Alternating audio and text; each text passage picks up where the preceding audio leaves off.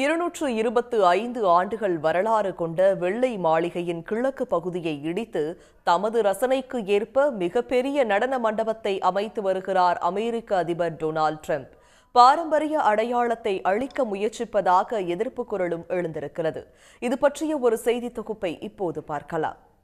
அதிபர்கள் வருவார்கள் போவார்கள், ஆனால் அமெரிக்காவின் நிரந்தர அதிகார மையமாக இருந்து உலகத்தை ஆட்டி படைத்துக் கொண்டிருக்கும் இடம் வெள்ளை மாளிகை.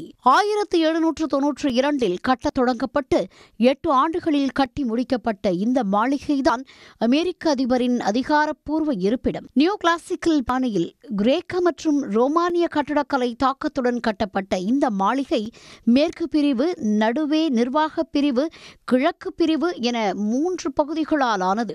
அமெரிக்க அதிபரும் அவரது குடும்பத்தினரும் நடுவே நிர்வாக குடியிருப்பில்தான் வசிக்கின்றனர்.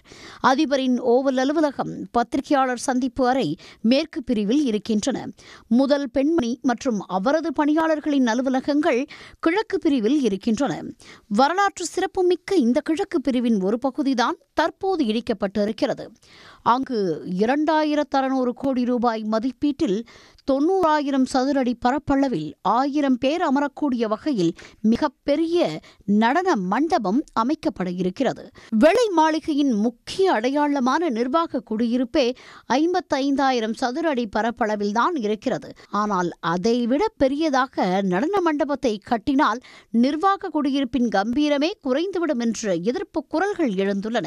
வெள்ளை மாளிகையின் பாரம்பரிய அடையாளத்தையே இது அழித்துவிடும் என்கின்றனர் எதிர்ப்பாளர்கள். ஆனால் நடன மண்டபத்தால் நிர்வாக குடியிருப்பின் கம்பீரம் குறைந்து விடாது என்றும் அந்த கட்டடத்திலிருந்து நடன மாளிகை தள்ளியே கட்டப்படுவதாகவும் ட்ரம்ப் விளக்கம் கொடுத்திருக்கிறார்.